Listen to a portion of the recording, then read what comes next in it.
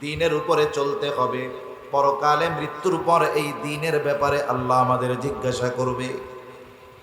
আমাদের সকলের কম বেশি জানা আছে, কবরের মধ্যে 3টি প্রশ্ন করা হবে। কয়টি প্রশ্ন একটু জোরে বলেন? 3টি প্রশ্ন করা হবে, এটা সবাই জানে। শুধু মুসলিমেরা জানে, অমুসলিমেরা জানে না এমনটা নয়, বরং অমুসলিমেরাও এই কথা জানে যে মুসলমানেরা এটা বিশ্বাস করে কবরের মধ্যে 3 প্রশ্ন করা হবে।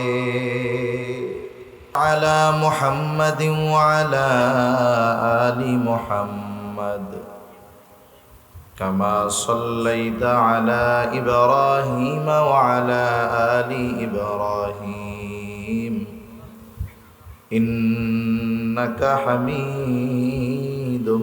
মাজিদ। আল্লাহুম্মা বারিক আলা মুহাম্মাদিন ওয়া আলা আলি মুহাম্মাদ কামা বারাকতা আলা ইব্রাহিম ওয়া আলা আলি ইব্রাহিম ইন্নাকা হামিদুম মাজিদ। আল্লাহর মহব্বতে আমরা একটু জিকির করি, লা ইলাহা ইল্লাল্লাহ।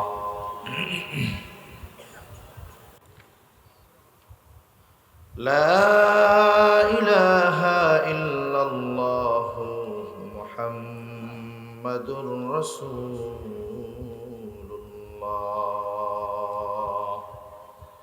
সাল্লাল্লাহু আলাইহি ওয়াসাল্লাম।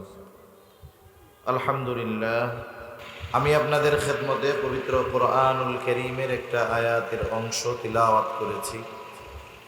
আল্লাহ তাআলার কাছে তৌফিক চাই, আল্লাহ তাআলা কিছু কথা আপনাদের খেদমতে বলার তৌফিক দেন, যে কথাগুলো আমাদের সবার দুনিয়া এবং আখিরাতের জন্য কল্যাণকর হয়। সকলে জবান খুলে বলি আমিন।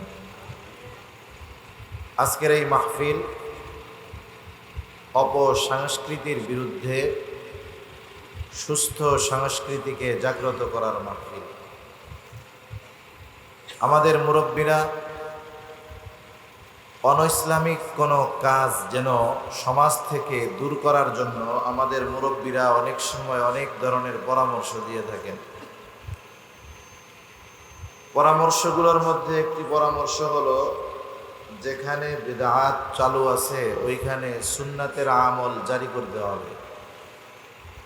স্বাভাবিক বিষয় কি, অন্ধকার কাটে আলো আসলে। প্রত্যেকটি গুমরাহি, পাপ, এগুলা সব অন্ধকার। এজন্যই রাসূলুল্লাহ সাল্লাল্লাহু আলাইহি ওয়াসাল্লাম হাদিসের মধ্যে বলেছেন, জুলুম কিয়ামতের দিন ভীষণ অন্ধকার ধারণ করবে। অপর দিক দিয়ে ইলম, এটা নূর, ঈমান, এটা নূর, এগুলো আলো। তাহলে যেখানে আলো আসে সেখান থেকে আধার, অন্ধকার দূর হয়ে যায়। বেদাত, এটা অন্ধকার।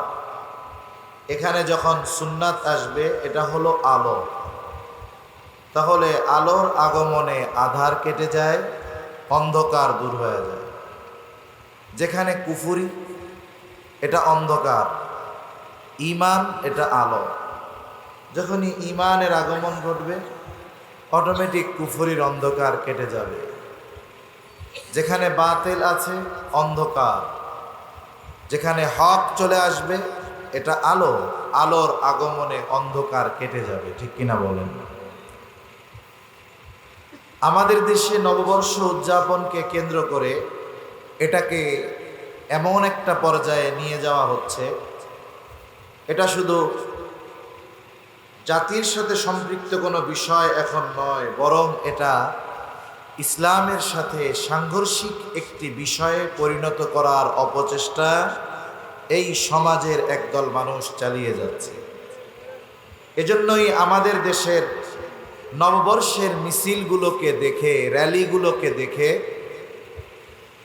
আমাদের পাশের দেশ থেকে তারা পত্রিকার মধ্যে রিপোর্ট লেখে যে বাংলাদেশের এই র্যালিগুলার মধ্যে পূজার গন্ধ পাওয়া যাচ্ছে, নাউজুবিল্লাহ।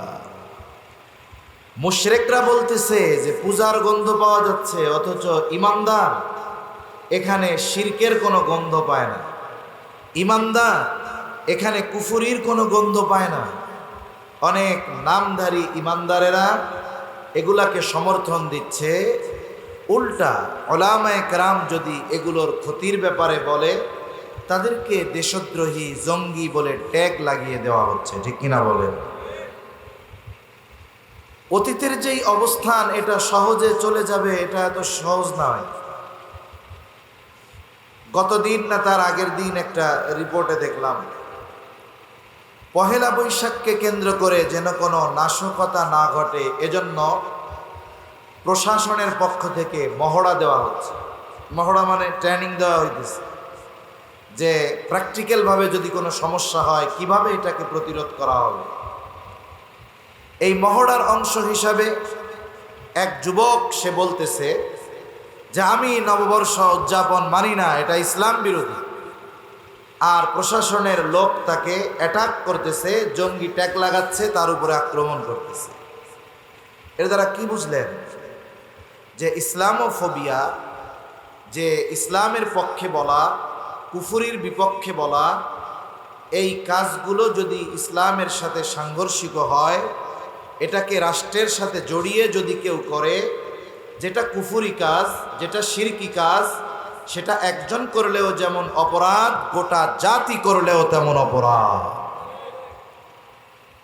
এখন এটাকে যদি কেউ ইসলাম বিরোধী বলে, উদযাপনের মাধ্যমটাকে ইসলাম বিরোধী বলার কারণে তার উপরে আক্রমণ আসলো, তার মানে কি বোঝা গেল? এখনো জঙ্গি ট্যাগ দেওয়া, ইসলামের বিরুদ্ধাচরণ এদেশ থেকে যায় নাই, এদেশ থেকে যায় নাই। এটা নির্মূল এত সহজ নয়, কারণ ইসলাম বিদ্বেষ এই দেশের কিছু মানুষের অন্তরে এত গভীরভাবে গেঁথে আছে যে এটা দূর হওয়া বড় কঠিন, ঠিক কিনা বলেন? তা যে কথার থেকে গেলাম, এই ধরনের আয়োজনগুলোর মাধ্যমে অনেক যুবক তরুণ পাপাচার থেকে দ্বীনের পথে আসে। অনেক জায়গায় অনেক মাহফিল হয়। টাঙ্গাইল অঞ্চল, বিশেষ করে টাঙ্গাইলের দক্ষিণে, আমার মনে হয় ওই অঞ্চলে একটু আগে গান বাদ্যর আয়োজন বেশি হইত, বাউল গান টান এগুলা মনে হয় বেশি হইত। এই জন্য প্রায় প্রোগ্রামে দেখা যায় যে এদের অতীত হলো এই যারা মাহফিলের আয়োজন এখন করতেছে, এদের বড় একটা অংশ একটা সময় গান বাদ্যর আয়োজন করত।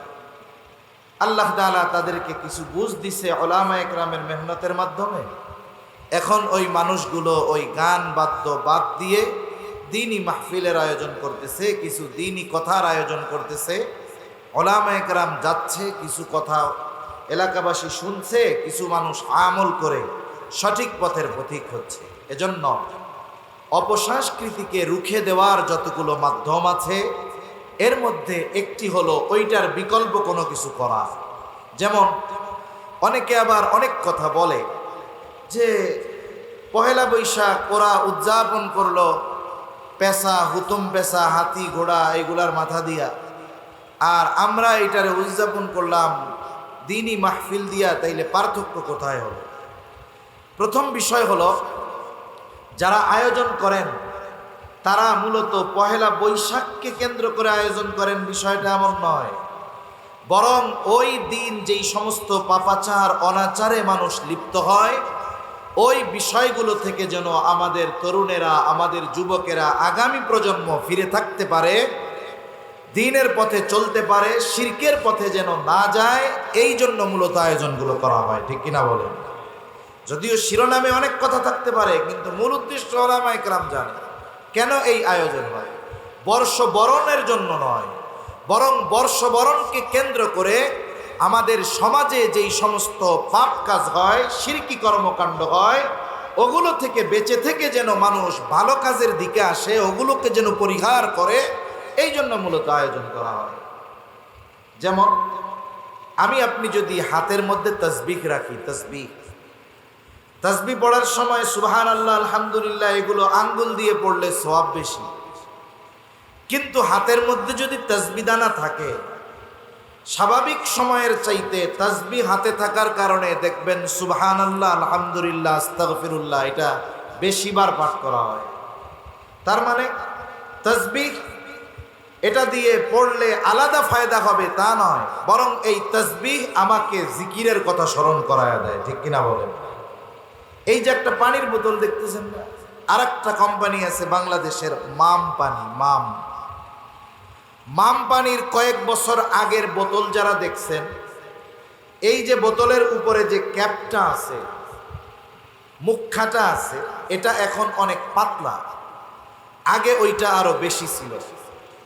আগে মাম পানির বোতল খুলতে 4-5টা প্যাচ দেওয়া লাগতো। এখন মাম পানির বোতল এক প্যাচে খোলা যায়। এখানে কি আছে? ফজিলত কি আছে? হাতে যদি পানির বোতল থাকে, এই পানির বোতলটার ক্যাপ যদি খোলা সহজ হয়, তাহলে মানুষ নিজের অজান্তে হাতে বোতল থাকলেই পানি বেশি পান করে। তার মানে মানুষ ওই বোতলটা যদি খোলা সহজ হয়, তাইলে পানি পান বেশি করবে। আর মানুষ যদি পানি পান বেশি করে, স্বাভাবিক কোম্পানির বিক্রয় বেশি হবে। এটা একটা বিজনেস পলিসি। এজন্য এই যে দেখেন, যে কথা বলতেছিলাম, যে এই ধরনের আয়োজনগুলো মূলত পাপাচার থেকে ফিরে আসার কারণ আমাদের জন্য হয়। এজন্য যারা আয়োজন করেন, আল্লাহ সুবহানাহু ওয়া তাআলা তাদের সকলকে উত্তম প্রতিদান দান করেন। সকলে বলি আমিন। সাথে সাথে যারা এই আয়োজন কামিয়াবির জন্য বিভিন্নভাবে সহযোগিতা করেন, আল্লাহ সুবহানাহু ওয়া তাআলা ওনাদেরকেও উত্তম প্রতিদান দান করেন। আমরা জবান খুলে বলি আমিন। আমি যে আয়াতাংশ আপনাদের খেদমতে তিলাওয়াত করেছি, উক্ত আয়াতকে সামনে রেখে কিছু কথা বলার ইচ্ছা পোষণ করেছি। এই আয়াতের মধ্যে আল্লাহ সুবহানাহু ওয়া তাআলা দ্বীন পরিপূর্ণতার ঘোষণা দিয়েছেন। সাথে সাথে আল্লাহ তাআলা নেয়ামত পরিপূর্ণতার ঘোষণা আল্লাহ তাআলা দিয়েছেন। রাসূল আকরাম সাল্লাল্লাহু আলাইহি ওয়াসাল্লাম, আমার আপনার নবী, গোটা সৃষ্টি জগতের জন্য রাহমাতুল লিল আলামিন। আল্লাহ তাআলা আমার আপনার নবীজির মাধ্যমে অনেকগুলো গুরুত্বপূর্ণ বিষয়ের পূর্ণতা দিয়েছেন, যা আমার আপনার নবীজির আগে আল্লাহ তাআলা এই বিষয়গুলোর পূর্ণতা প্রদান করেন নাই। এর মধ্যে 1 নাম্বার, আল্লাহ তাআলা আমার আপনার নবীজির মাধ্যমে দ্বীন তথা শরীয়তের পূর্ণতার ঘোষণা দিয়েছেন। 2 নাম্বার, আল্লাহ তাআলা নেয়ামতের পূর্ণতা ঘোষণা দিয়েছেন। এই আয়াতের তাফসীরের মধ্যে আসছে, একদিন একজন ইহুদি খলিফাতুল মুসলিমিন হযরত ওমর রাদিয়াল্লাহু তাআলা আনহুর কাছে গেছে। গিয়ে বলে, খলিফাতুল মুসলিমিন, আপনাদের কোরআনে এমন একটা আয়াত আছে, ওই আয়াত যদি তাওরাতে মূসা আলাইহিস সালামের উপরে নাজিল হইতো, যেই দিন এই আয়াত নাজিল হতো, ওই দিনটাকে আমরা ঈদের দিন বানায় ফেলতাম। ওই দিনটা হতো আমাদের জন্য সবচাইতে আনন্দের দিন।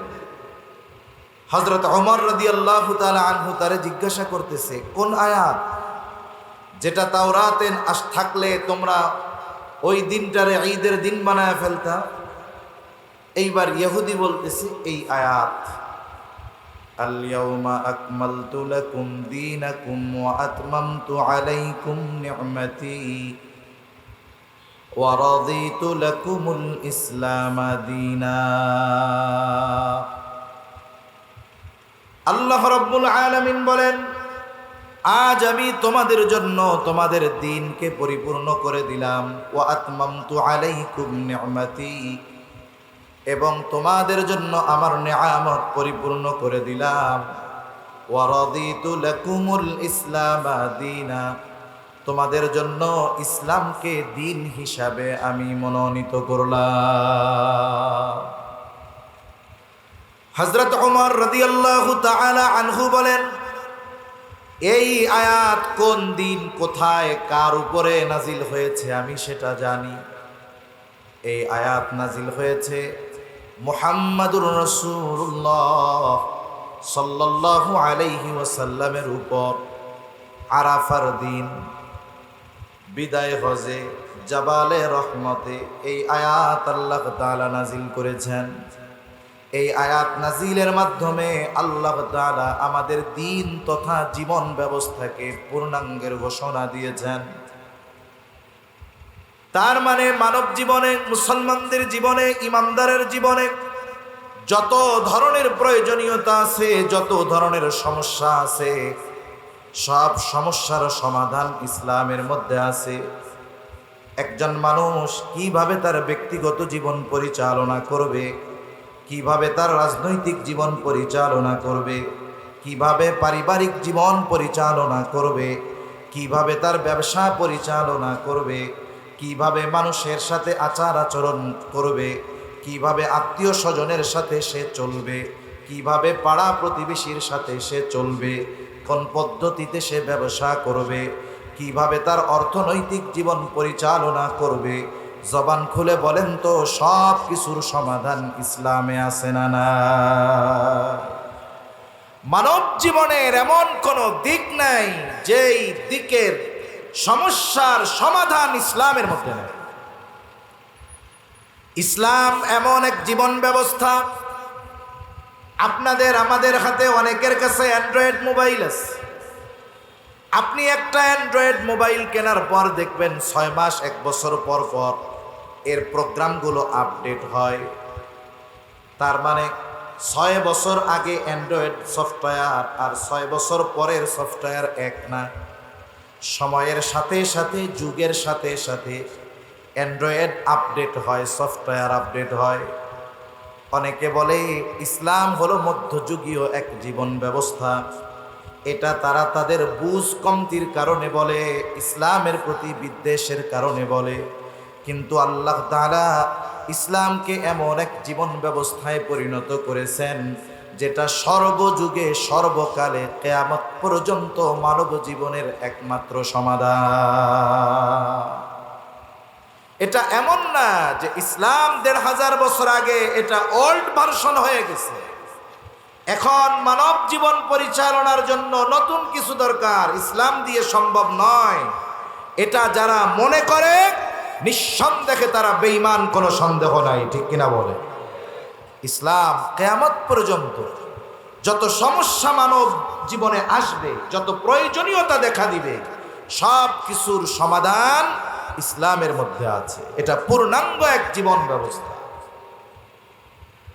এটা আমাদের দিন, এটাই আমাদের জীবন ব্যবস্থা।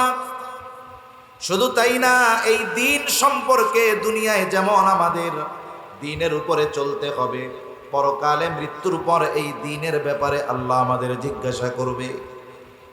আমাদের সকলের কম বেশি জানা আছে, কবরের মধ্যে 3টি প্রশ্ন করা হবে। কয়টি প্রশ্ন একটু জোরে বলেন? 3টি প্রশ্ন করা হবে, এটা সবাই জানে। শুধু মুসলিমেরা জানে, অমুসলিমেরা জানে না এমনটা নয়, বরং অমুসলিমেরাও এই কথা জানে যে মুসলমানেরা এটা বিশ্বাস করে কবরের মধ্যে 3 প্রশ্ন করা হবে। প্রশ্ন করা হবে কবরে, কিন্তু প্রশ্ন আল্লাহ তাআলা ফাঁস করে দিয়েছেন আগে।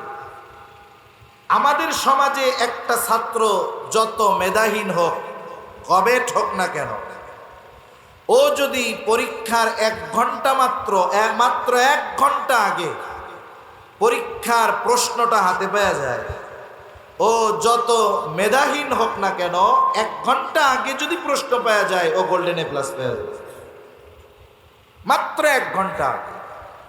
অথচ আল্লাহ সুবহানাহু ওয়া তাআলা নবীজি সাল্লাল্লাহু আলাইহি ওয়াসাল্লামের মাধ্যমে আমাদের কবরে 3 প্রশ্ন করা হবে, এটা অনেক আগে জানায় দিয়েছেন। সবাই জানে কবরে 3 প্রশ্ন। তার মানে পরীক্ষার হলে যাওয়ার আগে যদি প্রশ্ন আউট হয়ে যায়, তাহলে তো সবারই গোল্ডেন এ প্লাস পাওয়ার কথা, ঠিক না? কিন্তু বিষয়টা এমন নয়। কারণ দুনিয়ার পরীক্ষার হলে যেই প্রশ্ন, এটার জবাব দেওয়া সহজ, কারণ একটু লেখাপড়া করলেই জবাব দেওয়া যায়। মনে করেন একজন ভালো মতো লেখাপড়া করেছে, পরীক্ষার হলে গিয়ে সে জবাব দিয়ে দিতে পারবে। আর একজন ভালো মতো লেখাপড়া করে নাই, কিন্তু একদিন আগে প্রশ্ন ফাঁস হয়ে গেছে, বলে ও গোল্ডেন A+ পাওয়া যাবে। আর একজন লেখাপড়াও করে নাই, প্রশ্ন ফাঁসও পায় নাই, এক গাঁটটি নকল নিয়ে গেছে। যা দেখে পরীক্ষার হলে যেই প্রশ্নগুলো আসছে, মাশাআল্লাহ তার নকলের গাঁটটির মধ্যে ওইগুলাও আছে। তার মানে লেখাপড়া করে পাশ করা যায়, প্রশ্ন ফাঁস হইলেও পাশ করা যায়, আবার নকল নিয়েও দুনিয়ার পরীক্ষায় পাশ করা যায়। কিন্তু বলেন তো, কবরের প্রশ্নের জবাব এই 3 পদ্ধতি অবলম্বন করলে জবাব দেওয়া যাবে নাকি?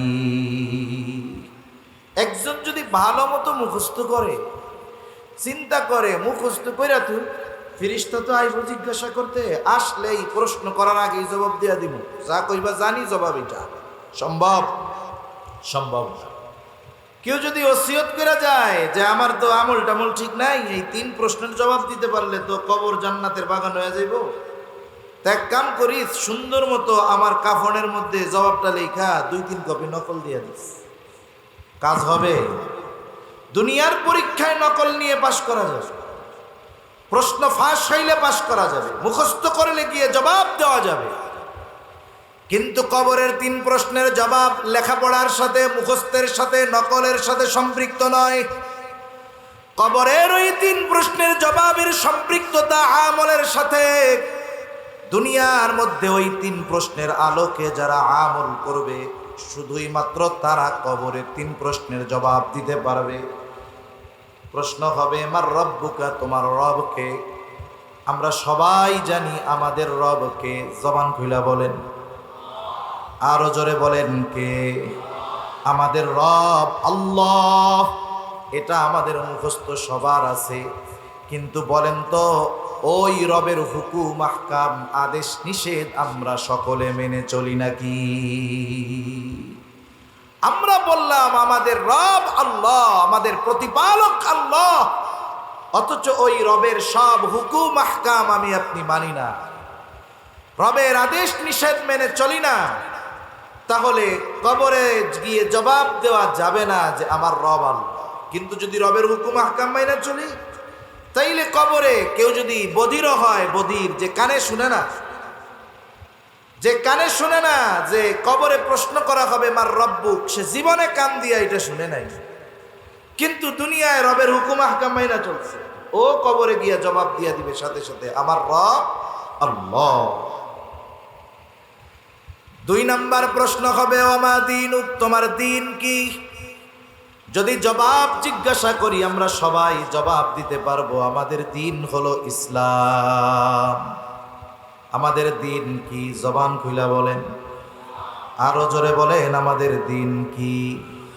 কিন্তু আফসোস, খোঁজ নিয়ে দেখা যাবে আমার ব্যক্তিগত জীবনে ইসলাম নাই, পারিবারিক জীবনে ইসলাম নাই, অর্থনৈতিক জীবনে ইসলাম নাই, কোথাও ইসলাম নাই।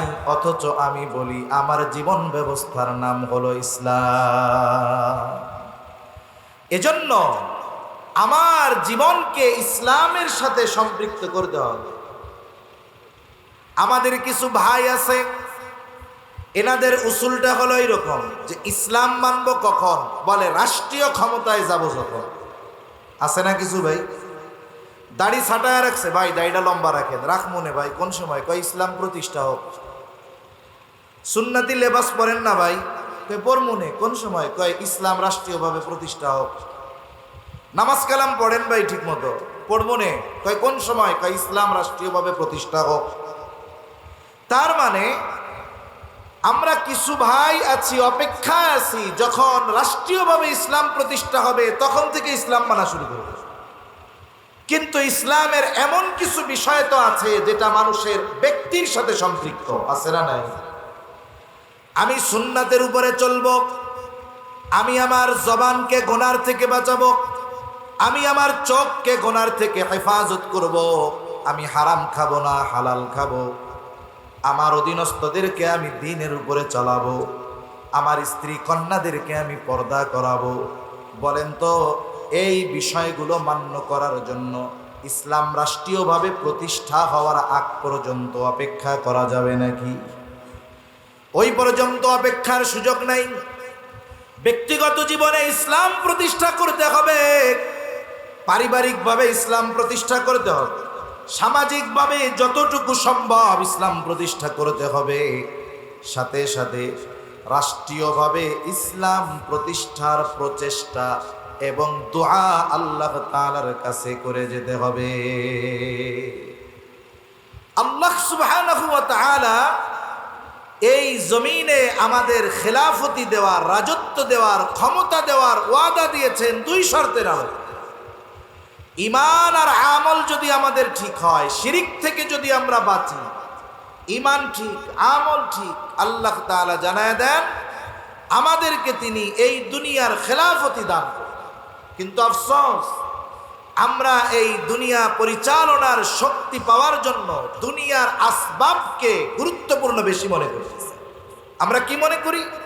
আমরা এটারই প্রাধান্য দেই বেশি যে আমাদের যদি 10টা ব্যারিস্টার থাকে তাহলে কাজে লাগবে বেশি, আমাদের যদি 10টা উকিল থাকে কাজে লাগবে, আমরা যদি সচিবালয়ে আমাদের 50টা সচিব বানাইতে পারি আমাদের কাজে লাগবে। ঠিক আছে, লাগবে। তবে ইসলাম প্রতিষ্ঠার জন্য ঈমানকে যদি খাঁটি না করা হয়, ইসলাম প্রতিষ্ঠার জন্য যদি শিরিককে ত্যাগ না করা হয়, আমলকে যদি পরিশুদ্ধ না করা হয়, জাগতিক আসবাব দিয়ে ইসলাম প্রতিষ্ঠা করা সম্ভব হবে না। আগে মূল ঠিক থাকতে হবে। গাছের মূল যদি ঠিক থাকে গাছ বড় হবে। গাছের মূল ঠিক থাকলে যত্ন নিলে ওই গাছ বড় হবে, শাখা প্রশাখা বাড়বে, ফলজ গাছ হলে ফল দিবে, ঔষধি গাছ হলে এটা কাজে লাগবে। আর যদি মূল ঠিক না থাকে, আমি যদি ফলের আশা করি, কাজ হবে না। এজন্য ঈমান আমল আগে খাঁটি করা লাগবে বেশি, এরপরে অন্যান্যগুলো আমার কাজে লাগবে। নাইলে ঈমান আমল যদি ঠিক না থাকে, তাহলে অন্যান্য জাগতিক আসবাব যদি শক্তিশালীও হয়, আমরা ওটার দ্বারা উপকার হাসিল করতে পারবো না। গোটা পৃথিবীর মধ্যে এখনো ইউরোপিয়ানরা আমাদের উপমহাদেশ থেকে সম্পদ লুটে নিয়ে গেছে প্রায় 200 বছর। ইংরেজরা, আমেরিকা গোটা পৃথিবীর সম্পদ লুটতেছে প্রায় 100 বছরের কাছাকাছি হয়ে যাচ্ছে। এখন পর্যন্ত এই পৃথিবীতে সম্পদের দিক দিয়ে মুসলমানদের চাইতে কেউ বেশি না। এখনো মুসলিম দেশগুলোর মধ্যে আল্লাহ তাআলা এই পরিমাণ সম্পদ দিয়ে রাখছেন, তেল, স্বর্ণ সহ অন্যান্য যা আছে, এই পরিমাণ সম্পদের মালিক ইউরোপ আমেরিকানরা হতে পারে নাই। তার মানে জাগতিক ধন সম্পদ মুসলমানদের কম নাই। কিন্তু 250 কোটি মুসলমান হবার পরেও ঈমান ঠিক না থাকার কারণে, শিরক থেকে বাঁচার কারণে, আমল ঠিক না থাকার কারণে গোটা আরবের মধ্যে এক ইসরায়েল বসে চতুর্দিকে আরব দেশ থাকার পরেও ফিলিস্তিনের গাজার নিরস্ত্র নিরহ মুসলমানদেরকে নির্বিচারে হত্যা চালিয়ে যাচ্ছে। ঠিক কিনা বলে? মুসলমানদের দুনিয়ার সম্পদ আছে, কিন্তু আমরা সেই ঈমান আমল হারায় ফেলছি, যার কারণে সম্পদ থাকার পরেও, সংখ্যায় অনেক হওয়ার পরেও 250 কোটি মুসলমান আমরা 100 কোটি ইহুদি আমাদের নাকে রশি দিয়া ঘুরাইতেছে। কথা অন্যদিকে চলে যাচ্ছে। তাহলে বলতেছিলাম, কবরে দ্বিতীয় প্রশ্ন করবে, ওয়ামা দীনুক, তোমার দিন কি? সবাই জবাব আমরা দিতে পারবো, আমার দিন হলো ইসলাম। কিন্তু এই জবাব কবরে দেওয়ার জন্য ইসলামের উপরে আমাকে প্রতিষ্ঠিত হতে হবে। ব্যক্তি জীবন ইসলামের আলোকে সাজাতে হবে, পারিবারিক জীবন ইসলামের আলোকে সাজাতে হবে, অর্থনৈতিক, রাজনৈতিক, সমাজ জীবন ইসলামের আলোকে সাজাতে হবে। আমার যতটুকু সম্ভব পরিপূর্ণ ইসলামী অনুশাসন মেনে চলার সাথে সাথে রাষ্ট্রীয়ভাবে ইসলাম প্রতিষ্ঠার জন্য প্রচেষ্টার সাথে সাথে আল্লাহ তাআলার কাছে দোয়া করতে হবে। 3 নাম্বার প্রশ্ন করা হবে নবীজিকে দেখায়া, মা হাদার রাজুলুল্লাযী বুইসা ফীকুম, এই ব্যক্তিকে যাকে তোমাদের কাছে প্রেরণ করা হয়েছিল। অথবা প্রশ্ন করা হবে, ওমান নবিয়্যু, তোমার নবীকে। এই প্রশ্নের জবাব আমরা সবাই জানি, মুহাম্মাদুর রাসূলুল্লাহ সাল্লাল্লাহু আলাইহি ওয়াসাল্লাম। তবে ওই ব্যক্তি কবরে এই প্রশ্নের জবাব দিতে পারবে যারা নবীজির সুন্নাতের আলোকে নিজেকে সুসজ্জিত করেছিল। সুন্নাত অনুযায়ী চললাম না, নবীর আদর্শে আদর্শিত হলাম না, নবীর সিরাতকে সামনে রেখে আমার আপনার জীবনকে আমি সুসজ্জিত করলাম না। কবরে গিয়ে জবাব দেওয়া সম্ভব নয় যে ইনি আমাদের নবী মুহাম্মাদুর রাসূলুল্লাহ সাল্লাল্লাহু আলাইহি ওয়াসাল্লাম। যে কবরের 3 প্রশ্নের জবাবের সম্পৃক্ততা লেখাপড়া মুখস্থ নকলের সাথে নয়, বরং কবরের 3 প্রশ্নের জবাবের সম্পৃক্ততা হলো দুনিয়ার কর্মের সাথে, আমলের সাথে। আল্লাহ আমাদেরকে ওই রকম আমল দুনিয়ায় করার তৌফিক দান করেন বলি আমিন। তাহলে আল্লাহ তাআলা বললেন, আল-ইয়াওমা আকমালতু লাকুম দীনাকুম, আমি তোমাদের জন্য তোমাদের দিন পরিপূর্ণ করে দিলাম, তোমাদের জীবন ব্যবস্থাকে পরিপূর্ণ করে দিলাম। তার মানে ইসলাম হলো পরিপূর্ণ এক জীবন ব্যবস্থা, যেখানে মানব জীবনের সব ধরনের সমস্যার সমাধান আছে। মানব জাতি যত বড় সমস্যায় পড়ুক না কেন, ইসলামের দিকে যদি ফিরে আসে, ইসলাম থেকে যদি সমস্যার সমাধান গ্রহণ করে নেয়, তাহলে সমস্যা যত বড় হোক ওই সমস্যার সমাধান করা সম্ভব। তাহলে বলতেছিলাম, আমার আপনার নবীজির মাধ্যমে আল্লাহ তাআলা কয়েকটি বিষয়ের পূর্ণতা দিয়েছেন। 1 নাম্বার, আল্লাহ রাব্বুল আলামিন দিন পরিপূর্ণ করে দিয়েছেন, শরীয়তের পরিপূর্ণতা প্রদান করেছেন। আমার আপনার নবীজির আগে কারো মাধ্যমে আল্লাহ তাআলা এই শরীয়তের পূর্ণতার ঘোষণা দেন নাই। শরীয়তের পূর্ণতার ঘোষণার পরপরই আল্লাহ তাআলা বলেন, ওয়া আতমামতু আলাইকুম নি'মাতি। আল্লাহ তাআলা বলেন, আমি তোমাদের জন্য আমার নিয়ামত পূর্ণ করে দিলাম। শরীয়ত পূর্ণতার সাথে সাথে নিয়ামতের পূর্ণতার ঘোষণা আল্লাহ তাআলা দিয়েছেন। শরীয়ত পূর্ণতার সাথে সাথে নিয়ামতের পূর্ণতার ঘোষণা দিয়েছেন। শরীয়তের সাথে নিয়ামতের সম্পৃক্ততা কি? বুজুর্গানে দিন বলেন, শরীয়তের পূর্ণতার ঘোষণা দেওয়ার সাথে সাথে নিয়ামতের পূর্ণতার ঘোষণা দেওয়ার কারণ হলো, যেখানে যতটুকু শরীয়ত, ওই জায়গায় আল্লাহ তাআলার পক্ষ থেকে ততটুকু নিয়ামত হবে। যেখানেই পরিপূর্ণ শরীয়ত, ওই জায়গায় আল্লাহ তাআলার পক্ষ থেকে পরিপূর্ণ নিয়ামত, ওই এলাকার মানুষ তারা পরিপূর্ণ নিয়ামত ভক্ষণ করতে পারবে। তাহলে আল্লাহ তাআলার পক্ষ থেকে পরিপূর্ণ নিয়ামত পাবার শর্ত হলো পরিপূর্ণ শরীয়তের অনুশাসন মেনে চলা। যেখানেই শরীয়ত, সেখানেই আল্লাহর পক্ষ থেকে নিয়ামত। মানব জীবনে আমাদের এমন একটি মুহূর্ত অতিবাহিত হয় না যেই মুহূর্তে আমরা আল্লাহ তাআলার নিয়ামত বিহীন অতিবাহিত করি। এমন কোন মুহূর্ত আমাদের থেকে অতিবাহিত হয় না। প্রতিটা শ্বাস প্রশ্বাসে আমরা নিয়ামত ভক্ষণ করি। কার? জোরে বলেন, আরো জোরে বলেন, কার? এত নিয়ামত আমরা পাচ্ছি অল্প কিছু হুকুম আহকাম মেনে চলার বদৌলতে। আর যদি আমরা পরিপূর্ণ দিন মেনে চলতে পারতাম, আমাদের ব্যক্তিগত জীবন থেকে নিয়ে যদি একেবারে রাষ্ট্রীয় জীবন পরিপূর্ণ শরীয়তের আলোকে পরিচালিত হতো, তাহলে আশা করা যায় আল্লাহ তাআলা আমাদের জন্য আসমান এবং জমিনের বরকতের দরজা সমূহ খুলে দিত। আল্লাহ তাআলা কোরআনুল কারীমের মধ্যে ওয়াদা দিয়েছেন, যারা ঈমান আনবে, আল্লাহকে ভয় করবে, আল্লাহ রাব্বুল আলামিন তাদের জন্য আসমান জমিনের বরকতের দরজা খুলে দিবে। আল্লাহ তাআলা বলেন, ওয়ালাউ আন্না আহলাল কুরা আমানু ওয়াত্তাকাউ লাফাতাহনা আলাইহিম বারাকাতিম মিনাস সামাই ওয়াল আরদ। আল্লাহ তাআলা বলেন, জনপদের অধিবাসীরা যদি ঈমান আনে আর মুত্তাকি হয়ে যায়, লাফাতাহনা আলাইহিম বারাকাতিম মিনাস সামাই ওয়াল আরদ, তাহলে অবশ্যই আমি তাদের জন্য আসমান এবং জমিনের বরকতের দরজা সমূহ খুলে দিব।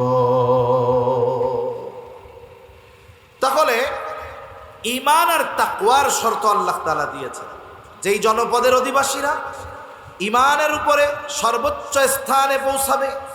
ইমান যাদের সর্বোচ্চ মজবুত হবে, তাকওয়া যাদের সর্বোচ্চ হবে। তাকওয়াওয়ালা কারা? যারা আল্লাহ তাআলার আদেশ সমূহ মেনে চলে, নিষেধ সমূহ থেকে বেঁচে থাকে, ওরাই তো মুত্তাকি। তার মানে ইমানের সাথে সাথে যারা সর্বোচ্চ পরিমাণে আল্লাহ তাআলার বিধিবিধান মেনে চলবে, আল্লাহ তাআলা তাদের জন্য আসমান জমিনের বরকতের দরজা খুলে দিবে। সুবহান। এখন এর উপমা দিতে গিয়ে আমরা 1500-2000 বছর আগে যাওয়ার দরকার নেই। আমরা একেবারে নিকট অতীতের থেকে একটা উপমা নেই। এই পৃথিবীতে একটা দেশ আছে আমেরিকা, তার ন্যাটো জোট সহ, যেই দেশে প্রায় 2 যুগের কাছাকাছি ধ্বংসলীলা চালিয়েছে। এমন একটা দিন অতিবাহিত হয় নাই যেই দেশে আমেরিকা আর তার জোট মিলে বোমা হামলা করে নাই। বলেন তো সেই দেশটার নাম কি? আফগানিস্তান। 22 বছরের উপরে একেবারে টানা তাদের উপরে প্রতিদিন বোমা হামলা চলেছে কোথাও না কোথাও। একসাথে এই পৃথিবীর সর্বোচ্চ শক্তিধর দেশগুলা 22 বছর তাদের উপরে আক্রমণ চালানোর পরেও তাদেরকে ধ্বংস করে দিতে পারে নাই, নিশ্চিহ্ন করে দিতে পারে নাই। 2 দশক বা 2 যুগ পর যখন তারা হিসাব নিকাশের খাতা খুলে বসছে, হিসাব করে দেখলো এতদিন তাদের চেষ্টা এটা পুরাই বিফল, কোনো লাভ হয় নাই। এখন তারা চিন্তা করলো এখানে আর থাকা যাবে না। একটা সময় নিজেদের অবস্থা বুঝতে পেরে ওই দেশ ছেড়ে তারা রাতের আধারে পালিয়ে চলে গেল। মূলত পালায়া চলে গেছে, এটা হলো মূল কথা। মানুষ যদি সময় নিয়ে যায় তাহলে তাদের সম্পদ সব নিয়ে যায়, কিন্তু আমেরিকা তারা রাতারাতি যা আছে সেইগুলা নিয়ে পালাইছে, যা নেওয়ার মতো, বাকি সব রাইখা গেছে, নষ্ট করে রাইখা গেছে যেন কাজে না লাগাইতে পারে। ওরা যাওয়ার সময় কি করছে বলে, ওই 22 বছর আগে যাদের থেকে অন্যায়ভাবে ক্ষমতা কেড়ে নিয়েছিল আবার তাদের হাতেই ক্ষমতা দিয়ে গেছে। 22 বছর আগে তাদের উপরে আমেরিকা আর তার জোট মিলে আক্রমণ করেছিল। এর মূল কারণ ছিল তারা কোরআন সুন্নাহর অনুশাসন মেনে চলে রাষ্ট্র পরিচালনা করেছিল। এটাই ছিল তাদের মূল অপরাধ, আর কিছু না। যে তারা শরঈ শাসন ওই দেশে কায়েম করেছে, এই জন্য তাদেরকে ধ্বংস করে দেওয়ার ষড়যন্ত্র তারা করছে। একা না, আমেরিকা একা না, ইউরোপিয়ান সব শক্তি সম্মিলিতভাবে তাদেরকে আক্রমণ করছে। 22 বছর কিছুই করতে পারে নাই। কারণ যেটা ইমিটেশন, এটা যতই চকচক করুক, ওই স্বর্ণকারের অ্যাসিড বা আগুনের মধ্যে দিলে ওইটার রূপ ধরা পড়বে, ওইটা শেষ হয়ে যাবে। কিন্তু যেটা খাঁটি স্বর্ণ, ওইটার গায়ে যত ময়লা কাদা লাগুক না কেন, ওইটারে যখন আগুনে পুড়াবে আর অ্যাসিডে দিবে, ওইটা আরো আগের চাইতে খাঁটি হবে। ঠিক কিনা বলেন? এজন্য স্বর্ণকে খাঁটি করার জন্য পোড়ানো হয়, অ্যাসিডে দেওয়া হয়। যেই স্বর্ণরে যত ভালোভাবে পোড়ায়, বলে ওইটার খাত তত দূর হয়, খাঁটি তত বেশি হয়। ওই মানুষগুলো তো এমনিতেই খাঁটি, আর এই 20-22 বছরের যুদ্ধ তাদেরকে আরো খাঁটি সোনায় রূপান্তর করছে। একটা সময় আমেরিকা তার ন্যাটো জোট সহ পালায় গেছে। 22 বছর আগে যাদের থেকে ক্ষমতা কেড়ে নিয়েছিল, আবার তাদের হাতে রাষ্ট্র পরিচালনার দায়িত্ব দিতে তারা বাধ্য হয়েছে। যাবার সময় এমন কোনো উল্লেখযোগ্য স্থাপনা নাই তারা ধ্বংস করে যায় নাই।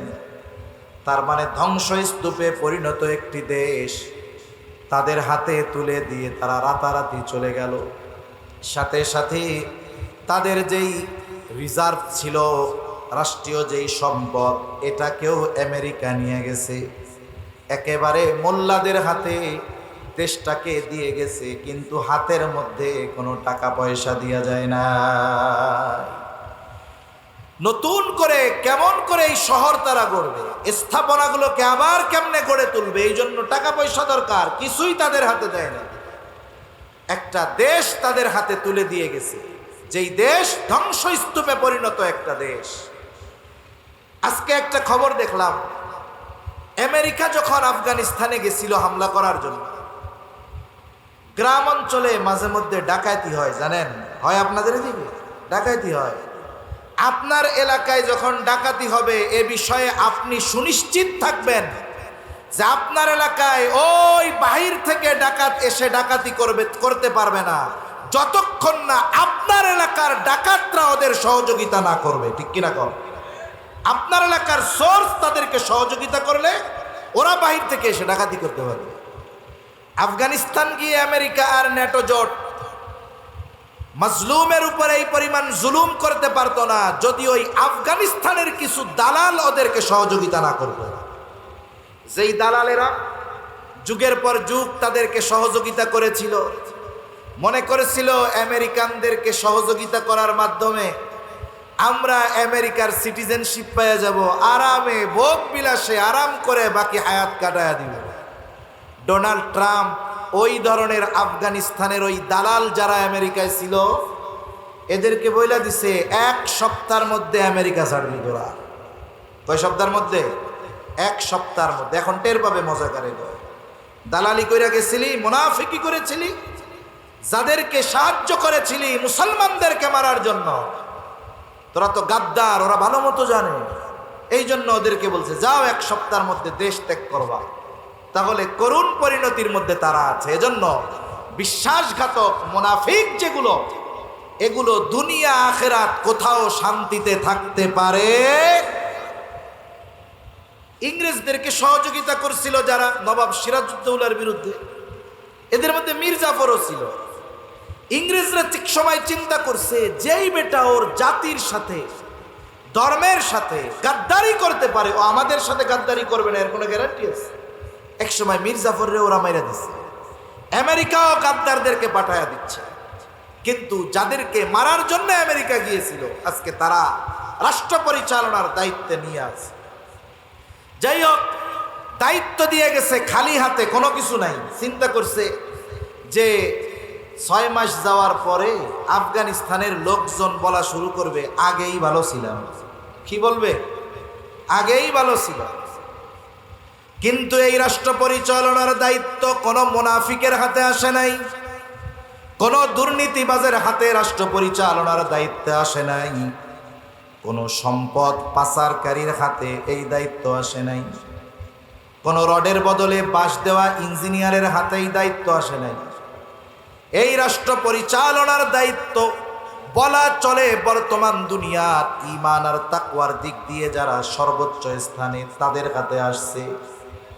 সাময়িক কিছু কষ্ট হয়তো তাদের হয়েছে, কিন্তু 3 বছর চলমান, এখনো পূর্ণ হয় নাই। আন্তর্জাতিক অর্থনীতি বলে এই পৃথিবীতে একমাত্র আফগানিস্তান এমন একটা দেশ যাদের মুদ্রার মান, অর্থনীতি সময়ের সাথে সাথে উন্নতি আর অগ্রগতির সর্বোচ্চ শিখরের দিকে ছুটে চলছে। আফগানিস্তানের টাকার মান বাংলাদেশের টাকার চাইতেও বেশি, প্রায় 3 গুণের কাছাকাছি। বর্তমান বিগত 2-3 বছরের সমীকরণ মুদ্রার মান কাদের বাড়তেছে, এখানে দেখা গেল আফগানিস্তানের মুদ্রার মান সবচাইতে বেশি বাড়তেছে। অথচ দেশটা ধ্বংসস্তূপে পরিণত ছিল, রিক্ত হস্তে তাদের হাতে একটা দেশ তুলে দেওয়া হয়েছে। প্রথম দিকে আমরা দেখতাম আমাদের দেশে কিছু মেইন স্ট্রিম মিডিয়া ছিল, ওই সময়গুলোতে আমাদের দেশ থেকে lakh crore crore million million dollar পাচার হচ্ছিল, এগুলা নিয়ে লেখে না। ওরা আফগানিস্তানে কি হইল এটা নিয়ে ওদের ঘুম হারাম। অথচ একটা সময় আমরা তাদের সব অপপ্রচারের জবাব আমরা পেয়ে গেলাম। ওরা বলল নারীদের লেখাপড়া বন্ধ করে দিছে আফগানিস্তান। আমরা কি দেখলাম? নারীদের জন্য স্বতন্ত্র ইউনিভার্সিটি হয়েছে এবং ওই জায়গা থেকে নারীরা নিরাপত্তার সাথে নির্বিঘ্নে তাদের গ্রাজুয়েশন কমপ্লিট করতেছে। এরপর একদিন এক খবরে দেখলাম ওই সরকার, আফগানিস্তান সরকার নারীদের জন্য মার্কেটে যাওয়া নিষিদ্ধ করে দিচ্ছে। এরপরে কয়দিন পরে কি দেখলাম? নারীদের জন্য এমন শপিং কমপ্লেক্স তারা তৈরি করছে যেই জায়গায় A to Z সব নারী, কোনো পুরুষের ওইখানে প্রবেশ করার অধিকার নেই। তার মানে নারীদের নিরাপত্তা এবং শিক্ষায় কোনো বিঘ্ন যেন সৃষ্টি না হয় এই ব্যবস্থা তারা করেছে।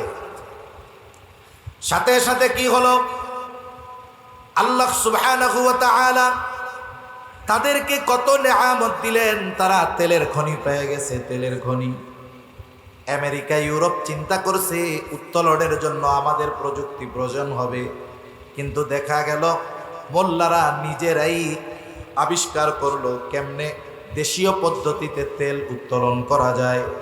আমাদের দেশের মানুষের ঘুম হারাম, সাংবাদিকদের ঘুম হারাম, ওই দেশ শেষ হয়ে গেল। কিন্তু আমরা দেখলাম পৃথিবীর সর্বাধুনিক প্রযুক্তি সম্পন্ন গাড়ি তারা আবিষ্কার করতেছে। মরুভূমির মধ্য দিয়ে তারা কৃত্রিম খাল নিচ্ছে চাষাবাদের জন্য, কৃষিকাজের জন্য। তাদেরকে অপবাদ দেওয়া হইতো যে আফিম চাষ করে তারা। আফিম, এই আফিম শুধু মাদক না, এটা দিয়ে অনেক ওষুধ বানানো হয়, হোমিওপ্যাথির অনেক দামি দামি ওষুধ বানানো হয়। এরপরেও তাদের বিরুদ্ধে যেন অপপ্রচার না করতে পারে, তারা আফিম চাষ নিষিদ্ধ করে দিয়েছে।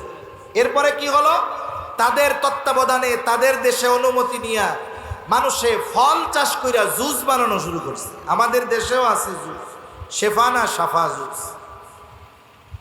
এই জুসগুলার সবচাইতে বড় ক্রেতা হলো আমেরিকা।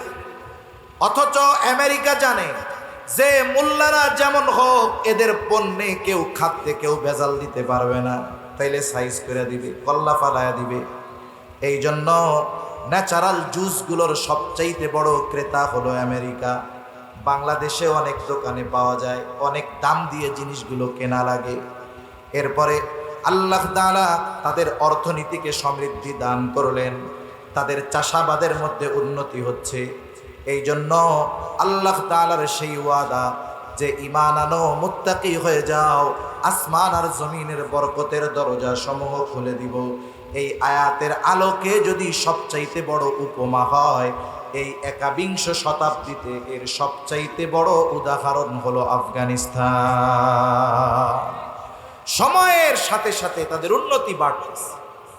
বরং আজকে তাদের প্রেসিডেন্ট আজকে এক ঘোষণায় দেখলাম, এটা জানায় দিছে এখন থেকে সব প্রদেশে যারা দায়িত্বে আছে গভর্নর, তাদেরকে নির্দেশ দিয়ে দেওয়া হয়েছে যে গোটা রাষ্ট্রে শরীয় আইন মেনে বিচার কার্য পরিচালনা হবে। এবং আমেরিকাকে তারা জবাব দিয়ে দিয়েছে, আমাদের রাষ্ট্র আমরা কিভাবে পরিচালনা করি সেটা আমাদের বিষয়, আমাদের রাষ্ট্রীয় কোনো বিষয়ে হস্তক্ষেপ করার অধিকার কারো নাই। এইরকম ভাবে গোটা পৃথিবীর সুপ্রিম পাওয়ারের অধিকারী যারা, চোখের সাথে চোখ রাঙিয়ে কথা বলার জন্য ঈমানের মতো পাওয়ার দরকার হয়, ঠিক কিনা বলেন? এখন তারা নিশ্চিত যে ইনশাআল্লাহ আমাদেরকে পদদলিত করার ক্ষমতা ওদের নেই। এজন্য আমেরিকাও রাগ হইয়া কইছে যেগুলা আসোস আফগানিস্তানে সব ভাগ দিত, ওগুলোকে সম্পর্ক নাই। তা সম্মানিত উপস্থিতি, বলতেছিলাম যে আল্লাহ তাআলা শরীয়ত পূর্ণতার সাথে সাথে নেয়ামত পূর্ণতার ঘোষণা দিয়েছেন। আফগানিস্তানে শরীয়ত মেনে চলার চেষ্টা যত বেশি তারা করতেছে, আল্লাহ তাআলা তাদেরকে নেয়ামত তত বেশি দান করতেছে, ঠিক কিনা বলেন? ইনশাআল্লাহ এ ধারাবাহিকতা যদি চলতে থাকে, একটা সময় গোটা পৃথিবীর অন্যতম পরাশক্তিতে তারা পরিণত হবে। তাহলে আমার আপনার নবীর মাধ্যমে 1 নাম্বার আল্লাহ তাআলা পূর্ণতা দিয়েছেন শরীয়তের, 2 নাম্বার পূর্ণতা আল্লাহ তাআলা দিয়েছেন নেয়ামতের, 3 নাম্বার আল্লাহ তাআলা পূর্ণতা দিয়েছেন নবুয়তের। আমার আপনার নবীর মাধ্যমে আল্লাহ তাআলা নবুয়তের পূর্ণতার ঘোষণা দিয়েছেন। আমার আপনার নবী শেষ নবী, এ ব্যাপারে কোনো সন্দেহ নেই।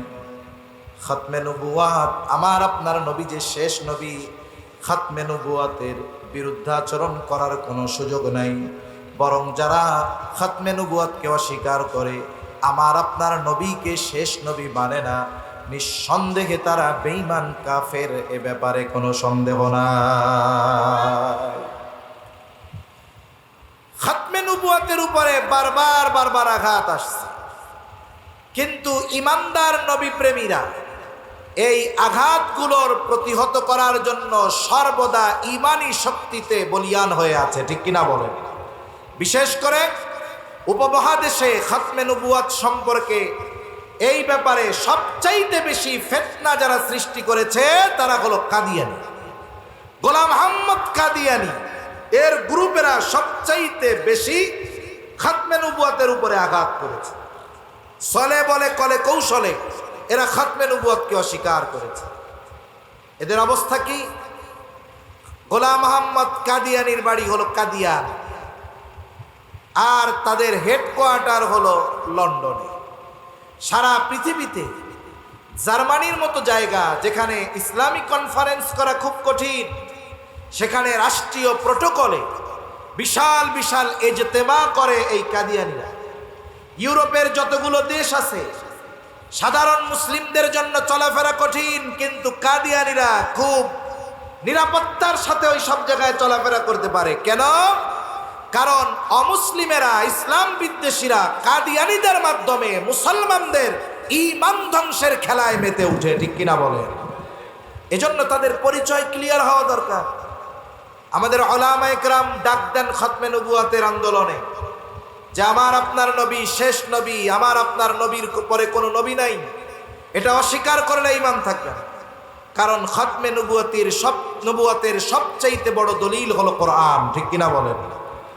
আল্লাহ রাব্বুল আলামিন কোরআনের মধ্যে ঘোষণা দিয়েছেন, মা কানা মুহাম্মাদুন আবা আহাদিম মির রিজালিকুম ওয়ালাকিন রাসূলুল্লাহি ওয়া খাতামান নাবিয়্যিন।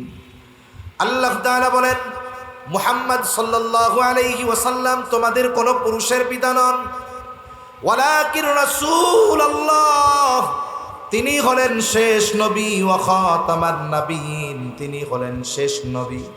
তিনি আল্লাহর রাসূল, তিনি শেষ নবী। নবীজি সাল্লাল্লাহু আলাইহি ওয়াসাল্লাম বলেন, আনা খাতামুন নাবিয়্যিন লা নাবিয়্যা বাদি, আমি শেষ নবী, আমার পরে আর কোন নবী নাই। এই জন্য খাতমে নবুয়তের সুস্পষ্ট দলিল থাকার পরেও যারা গোলাম আহমদ কাদিয়ানিকে নবী বলে, আমার আপনার নবীকে শেষ নবী মানে না, কোনো সন্দেহ নাই তারা বেঈমান।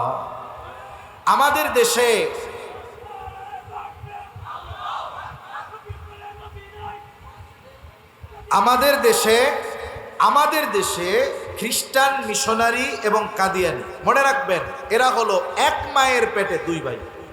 খ্রিস্টান মিশনারি আর কাদিয়ানি এক মায়ের পেটে কি দুই ভাই। এরাও অনেক প্রত্যন্ত অঞ্চলে খ্রিস্টান মিশনারি যারা, এরাও আমার আপনার নবীকে শেষ নবী বলে মানে না, এরা ঈসা আলাইহিস সালামকে শেষ নবী বলে অভিহিত করাতে চায়।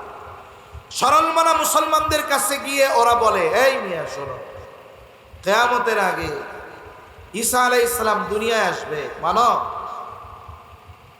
স্বাভাবিকভাবে ঈসা আলাইহিস সালাম তো আবার আসবে, কিন্তু ওনার মূল আগমন দুনিয়াতে ঘটে গেছে। আল্লাহ আসমানে উঠায় নিছে, আবার কিয়ামতের আগে ঈসা আলাইহিস সালামকে আল্লাহ দুনিয়ায় পাঠাবে। আগমনের দিক দিয়ে ওনার আগমন নবীজির আগে হয়ে গেছে। নবীজি আসার মাধ্যমে নতুন করে কোনো নবী আসার আর সুযোগ নাই, এটা বন্ধ হয়ে গেছে। ঈসা আলাইহিস সালাম যে আসবে, এটা কি তার নতুন আগমন নাকি পুনরায় আগমন? তার তো মূল আগমন নবীজির আগে হয়ে গেছে, এখন উনি আবার আসবেন। এই আশাটা নতুন করে আসা হবে না, এটা পুনরায় আগমন হবে, কিয়ামতের আগে উনি আসবে। এই কথাটা তো আমরা সবাই জানি। সরল মনা মুসলমানেরা বলবে, হ্যাঁ আসবে তো। তাইলে ঈসা আলাইহিস সালাম আসবে কি হইয়া জানো? ত্রাণকর্তা হয়ে আসবে। উনি আসবে, উনি আসার পরে ওনার উপরে যারা ঈমান আনবে, বিশ্বাস করবে, তারা তো মুসলিম, তারা হবে ঈসাই মুসলিম। আর আল্লাহর আযাব থেকে বাঁচার জন্য ঈসাই মুসলিম হওয়ার বিকল্প আর কোনো কিছু নাই। এখন ওই মানুষগুলো যেগুলো মূর্খ, বুঝে না, এই মানুষগুলোকে তারা দাওয়াত দিয়ে খ্রিস্ট ধর্মে অনুসারী করে, একটা সময় তাদেরকে বেঈমানে পরিণত করে দুনিয়ার সামান্য কিছু সুযোগ সুবিধা দিয়ে। এজন্য হিসাব যদি করা হয়, কাদিয়ানি আর এই খ্রিস্টান মিশনারি, এদের মূল মিশন, মূল উদ্দেশ্য এক, সরল মানা মুসলমানদেরকে ধোকায় ফেলে বেঈমান বানানো। এখন বিষয় হলো, কাদিয়ানি অমুসলিম, খাতমে নবুয়তকে অস্বীকার করলে সে অমুসলিম, কোনো সন্দেহ নেই।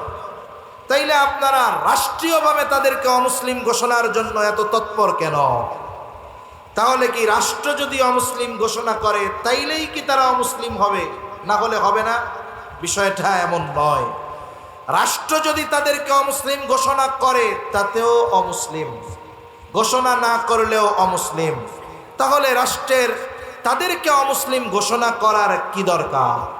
আমাদের সমাজে বিভিন্ন ধর্মের মানুষের সহ অবস্থান আছে না নাই? আছে। হিন্দু আছে, বৌদ্ধ আছে, খ্রিস্টান আছে। প্রত্যেকেই তার পরিচয় নিয়ে এই সমাজে বসবাস করে। একজন হিন্দু সে কখনো নিজেকে মুসলিম দাবি করে না, খ্রিস্টান সে কখনো নিজের মুসলিম দাবি করে না।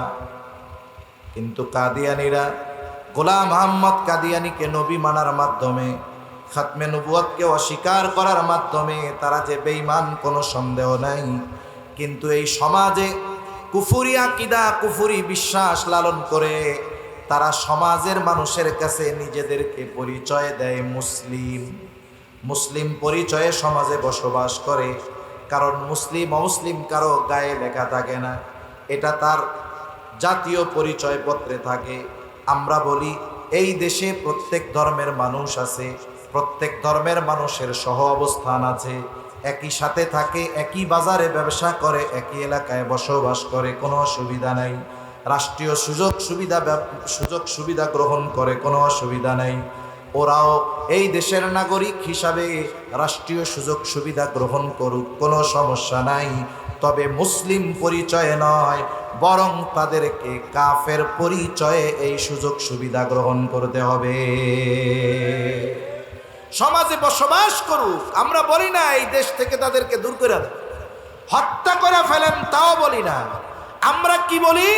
যে তারা যেহেতু কুফরি বিশ্বাস লালন করে, অন্তরে কুফরি বিশ্বাস লালন করে, মুখ দিয়ে যতই বলুক না কেন মুসলিম মুসলিম, আমরা কাজ হবে হবে না। কিছু বিষয় আছে মুখ দিয়ে বলার মাধ্যমে ওইটার মৌলিক বিষয়ের পরিবর্তন কখনো হয় না। আমাদের এলাকায় একজন লোক আছে, দেখতে অনেক কালা, কিন্তু তার নাম হইল দলা মিয়া। দলা মানে বুঝেন তো? দলা মানে সাদা মিয়া। এখন সে তো দেখতে কালো, তার নাম যতই দলা মিয়া হোক না কেন, তার নাম দলা মিয়া হওয়ার কারণে তার চামড়া কি দলা হয়ে যাবে? অনেক জায়গায় অনেক সুন্দর মানুষ, তার নাম হলো কালামিয়া। সে দেখতে সুন্দর কিন্তু তার নাম দিয়া দিছে কালামিয়া। এখন কালামিয়া নাম হওয়ার কারণে মৌলিকভাবে সে কি কখনো কালো হয়ে যাবে? হবে না। অনুরূপভাবে খাতমে নবুয়তকে অস্বীকার করে যতই নিজেরা নিজেদেরকে মুসলমান পরিচয় দিক না কেন, এই মানুষগুলো প্রকৃত মুসলমান কখনো হতে পারবে না, যতক্ষণ না গোলাম মোহাম্মদ কাদিয়ানীকে ছেড়ে একনিষ্ঠভাবে জবানে অন্তরে ওই কালিমার স্বীকৃতি যতক্ষণ না দিবে, ততক্ষণ পর্যন্ত মুমিন মুসলমান হওয়ার কোনো সুযোগ তাদের নাই। এজন্য আমার আপনার নবীর মাধ্যমে আল্লাহ রাব্বুল আলামিন নবুয়তের পূর্ণতার ঘোষণা দিয়েছেন, যা আগের কোন নবীর মাধ্যমে আল্লাহ তাআলা দেন নাই। 4 নম্বর, আমার আপনার নবীজির মাধ্যমে আল্লাহ রাব্বুল আলামিন উত্তম আখলাক তথা উত্তম চরিত্রের পূর্ণতার ঘোষণা দিয়েছে। রাসূল আকরাম সাল্লাল্লাহু আলাইহি ওয়াসাল্লামের চারিত্রিক সৌন্দর্যের কথা এক মজলিসে বলা সম্ভব নয়। আমার আপনার নবীর আগে যত নবী আসছে সব নবী উত্তম চরিত্রওয়ালা নবী, কোনো সন্দেহ নাই। কিন্তু আমার আপনার নবী শুধু উত্তম চরিত্রওয়ালা নবী এমন নয়। আমার আপনার নবীর চরিত্র হলো এমন এক মহান চরিত্র, তিনি উত্তম চরিত্রে পরিপূর্ণতা দান করনেওয়ালা নবী। নবীর চারিত্রিক সৌন্দর্য কেমন ছিল? বলে মক্কার মুশরিকেরা আমার আপনার নবীজিকে বারবার হত্যার অপচেষ্টা করেছে। নবীজি সাল্লাল্লাহু আলাইহি ওয়াসাল্লাম নামাজে গিয়েছে, সেজদায় উটের নাড়ি বুড়ি এনে নবীজির উপরে চাপায় দিয়েছে, যাতে করে আমার আপনার নবী মারা যায়।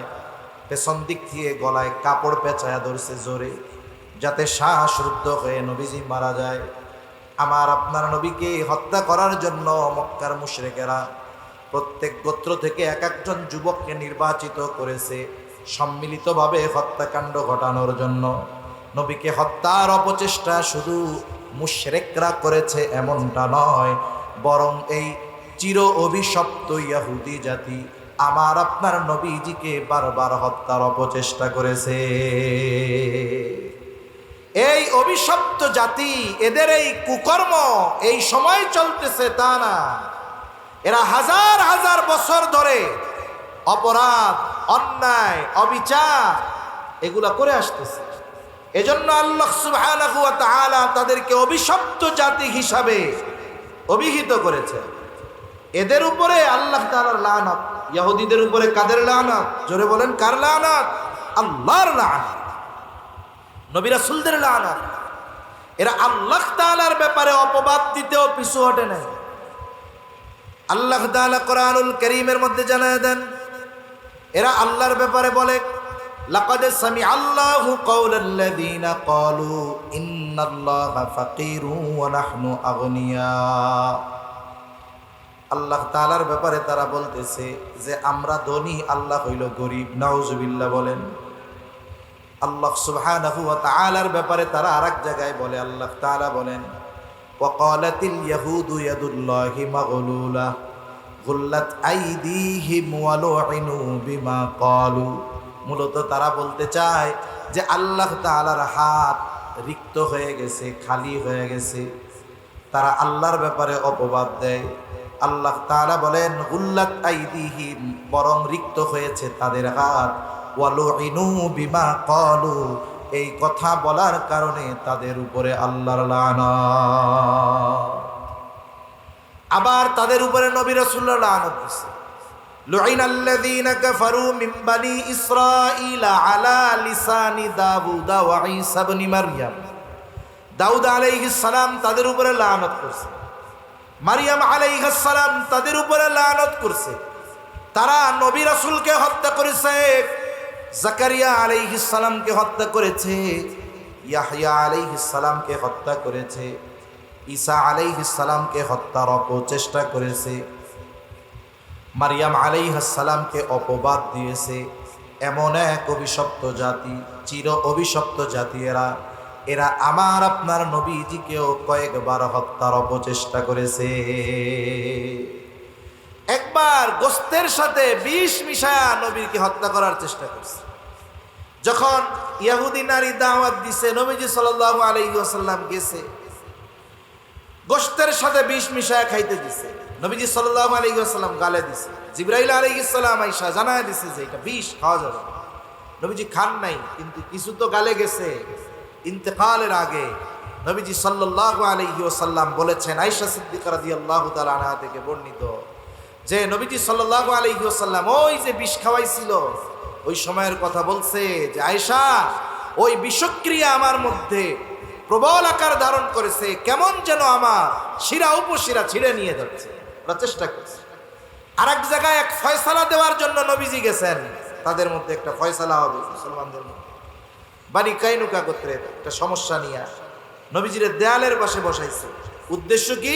উপর থেকে বড় এক পাথর মাথার উপরে ফেলায় নবীজিকে হত্যা করে ফেলবে। নাউজুবিল্লাহ।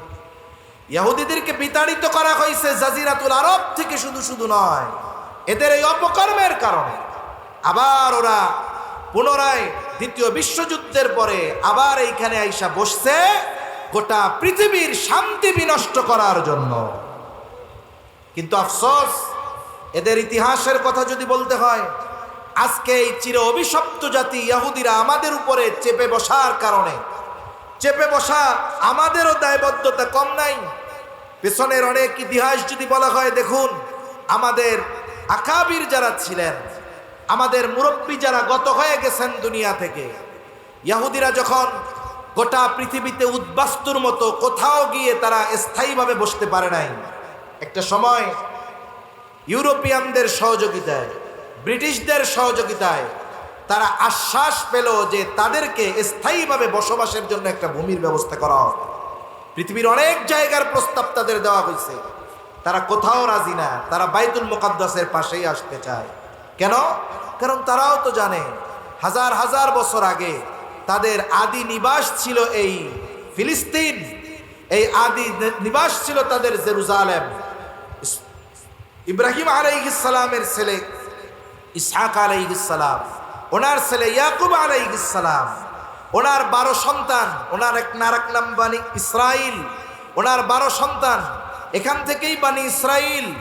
ওদের আদি নিবাস তো ছিল এই ফিলিস্তিনে। ওরা চেয়েছে ওই জায়গায় এসে সেই আদি নিবাসে তারা বসবাস করার জন্য। একটা সময়, লম্বা ইতিহাস, সংক্ষিপ্ত কথা, হঠাৎ করে চলে আসছে তা না, আসার আগে তারা প্রেক্ষাপট তৈরি করেছে। আসছে তো 47-এ, এর আগে 50 বছর ধরে ওই জায়গায় আসার মতো পরিবেশ তারা তৈরি করছে। একটা সময় তারা কৃষি কাজ করার জন্য আসতো, ফিলিস্তিনে কাজ করতো, আর পৃথিবীর বিভিন্ন জায়গা থেকে ধনী ধনী ইহুদিরা ওদেরকে টাকা দিয়া বলতো যে তোরা ওই জায়গায় গিয়া জমি কিনবি। ফিলিস্তিনের মানুষও বুঝে নাই, তারা ইহুদিদের কাছে বেশ কয়েক গুণ দামে জমি বিক্রয় শুরু করছে। 1 টাকার মাল যদি কেউ 10 টাকা পায়, এটা বেচতে তো আর চুপ করে বসে থাকবে না। ওই সময় আরবের কিছু আলেম তাদেরকে মানা করছে, যেটা বিক্রয় করো না, এটা ঠিক হবে না। সাথে সাথে আশরাফ আলী থানবী রহমাতুল্লাহি আলাইহি সহ আমাদের আকাবিরে দেওবন্দের উলামায়ে কেরাম বলেছে যে মুসলিম ভূখণ্ডের এই জমিগুলা ইহুদিদের কাছে বিক্রয় করা জায়েজ হবে না। কিন্তু কিছু মানুষ উলামায়ে কেরামের ফতোয়া তো শুনে না, উলামায়ে কেরামের কথা তাদের গায়ে বিষের মতো লাগে। স্বাধীনতা পরবর্তীকালীন সময় 71-এর পরে যখন এই দেশে ঝাঁকে ঝাঁকে এনজিওরা ঢুকতেছিল, আমাদের আকাবিররা মানা করেছে যে এই দেশ 9 মাস রক্তক্ষয়ী যুদ্ধের পরে আমরা স্বাধীন করতে পেরেছি, এই দেশ আমরা আবার গড়তে পারবো। এনজিওরা ঢুকছে কিসের নামে? মানুষকে দরিদ্র বিমোচনের নামে, মানুষকে স্বাবলম্বী করার নামে। ঢুইকা এক সময় এদেশে এমনভাবে তারা পেতে বসছে যে তারা এদেশ থেকে গরিবের রক্ত চুষে টাকা নেওয়ার সাথে সাথে গরিবদেরকে, সরল মানা মুসলমানদেরকে বেঈমান বানানোর মিশন তারা চালিয়ে যাচ্ছে। ঠিক কিনা বলেন? একটা জিনিস উলামায়ে কেরামের দূরদর্শী নজর, তারা যেটা অনুধাবন করতে পারেন আমরা সাধারণ মানুষ পারি না। এজন্য বিজ্ঞ উলামায়ে কেরামের কথা ওই সময় আমাদের দেশের মানুষ শুনে নাই। কি বলছে? যে হুজুরা উন্নতি চায় না কেউ আমাদের একটু সহযোগিতা করুক, আমাদের দেশটা গড়ে দিক। কিন্তু কি হলো, আজকে এমনও ঘটনা অনেক জায়গায় শোনা যায়, সুদের উপরে টাকা নিছে এনজিওর কাছ থেকে, সেই টাকা দিতে না পারার কারণে পরনের শাড়ি পর্যন্ত খুলে নিয়ে যায়। ওই সময় মানা করছিল। আরব বিশ্বের উলামায়ে কেরাম, উল্লেখযোগ্য উলামায়ে কেরাম, দেওবন্দের উলামায়ে কেরাম ফতোয়া পর্যন্ত দিয়েছে বিক্রয় করা বৈধ হবে না। কিন্তু তারা বলছে যে আমরা 1 টাকার মাল 10 টাকা বিক্রয় করতে পারতেছি, এতে অসুবিধা কোথায়? এক সময় বিপুল এরিয়া তারা কিনে নিয়েছে মুসলমানদের কাছ থেকে। আচ্ছা, এই দেশে ইংরেজরা যখন আসলো, দেশ দখলের নামে তো আসে না, ইংরেজরা এই দেশে আসছে ব্যবসা করার নাম দিয়ে, তাই না? ব্যবসা করার জন্য তারা আসছে, ব্যবসা করার জন্য আসছে। তাদের দেশের পণ্য এই দেশে আনবে, তারা এই দেশ থেকে নিবেই পাবে হবে।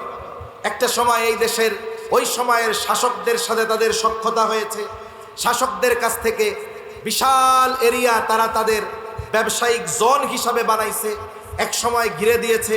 সময়ের সাথে সাথে ব্যবসার পরিধি বাড়ছে, জমি বেশি দরকার হয়েছে। একটা সময় তারা শাসকের কাছ থেকে আদেশ নিয়েছে, অর্ডার নিয়ে নিছে যে আমাদের এগুলো রক্ষণাবেক্ষণ করার জন্য পার্সোনাল সিকিউরিটি দরকার। এই পার্সোনাল নিরাপত্তার নাম দিয়ে সৈন্যদেরকে এই দেশে আস্তে আস্তে তারা আনছে।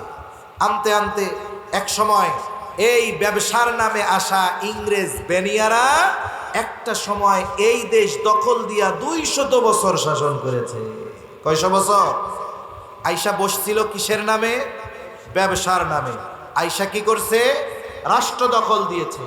এর পেছনে অনেক কথা, কথাগুলোর সাথে আরেকটা কথা বলা দরকার। এখনো আমাদের আকাবিরে দেওবন্দকে আমাদের বাংলাদেশ সহ অনেক দেশের মানুষেরা টিটকারি করে, আপনারা তো সেই মোল্লা যেই মোল্লারা আপনারা ইংরেজি শিক্ষা হারাম কইছিলেন। কি বলছিলেন?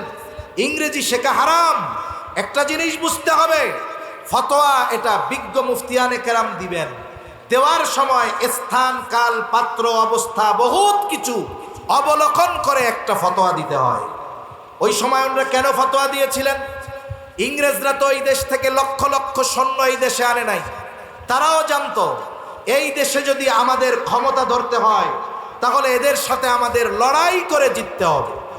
এখন তাদের একটা সময় যুদ্ধ করার জন্য সৈনিক দরকার। তারা তাদের সেনাবাহিনীতে নিয়োগ দিল।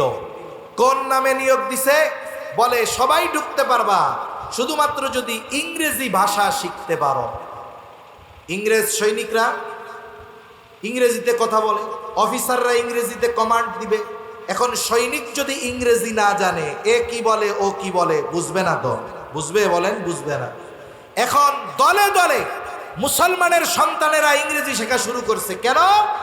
ইংরেজি সেনাবাহিনীতে ঢোকার জন্য, চাকরি পাওয়ার জন্য, মোটা অঙ্কের মাইনে পাওয়ার জন্য, বেতন পাওয়ার জন্য। এখন বলেন বালাকোটের ময়দানে যুদ্ধ হয়েছে, ওইখানে ইংরেজরা যুদ্ধ করছে। শামেলির ময়দানে ইংরেজদের সাথে উলামা ইকরামের যুদ্ধ হয়েছে। ইংরেজদের সাথে মুসলমানদের যেই যুদ্ধ, এটা রাষ্ট্রীয় যুদ্ধের সাথে শুধু সম্পৃক্ত তা নয়, প্রত্যেকটা যুদ্ধ ছিল ঈমান আর কুফরের লড়াই। ঠিক কিনা বলে? এই যে যুদ্ধ হয়েছে, ইংরেজ সেনাবাহিনীতে হাজার হাজার মুসলমানের সন্তানেরা ইংরেজ সেনাবাহিনীর পক্ষে যুদ্ধ করেছে। যুদ্ধ কাদের বিপক্ষে করেছে?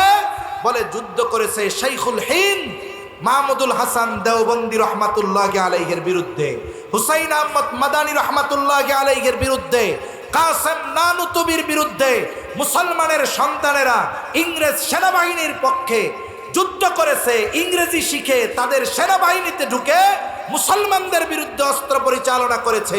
এখন বলেন তো, একজন মুসলমান যদি অপর আর এক মুসলমানের বিপক্ষে গুলি চালায়, যেই মুসলমানেরা ইসলামের পক্ষে বলতেছে, দ্বীনের পক্ষে বলতেছে, ইমানের পক্ষে বলতেছে, তাদের বিরুদ্ধে যদি কোনো তাহাজ্জুদ গুজারিও গুলি চালায়, নিঃসন্দেহে ও বেঈমান, কোনো সন্দেহ নাই। এই ইংরেজ সেনাবাহিনীতে হাজার হাজার মুসলমানের সন্তানেরা ঢুকছিল ইংরেজি শিখে। ওরা যুদ্ধ করছে কাদের বিরুদ্ধে? ওই সমস্ত মুসলমানদের বিরুদ্ধে যারা ইংরেজদের বিরুদ্ধে লড়াই করেছে, তাদের বিরুদ্ধে। এই ইসরায়েলি সেনাবাহিনীর মধ্যে তাহাজ্জুদ গুজারি আছে, রোজাদার আছে, মুসলমান আছে। এরা 5 ওয়াক্ত নামাজ পড়ে। রোজার মাসে তাদেরকে ইবাদতের জন্য ইসরায়েলি সেনাবাহিনীতে আলাদা ফ্যাসিলিটি দেওয়া হয়। কিন্তু তারা যুদ্ধ করতেছে কার বিরুদ্ধে? গাজার বিরুদ্ধে। মনে রাখবেন, এই যুদ্ধ যদিও দেখতেছেন গাজা উপত্যকার মুসলমানের বিরুদ্ধে চলতেছে, আর আমাদের দেশের কয়েকটা দালাল ওই ইসরায়েলি ভিসা নিয়ে মসজিদুল আকসার মধ্যে প্রবেশ করে লাইভ দিচ্ছে যে দেখো কোথায় মসজিদুল আকসার কিছুই হয় নাই। দিচ্ছে কি দেয় নাই? বলেন। ওরা তো দূরদর্শী জ্ঞান ওদের নাই।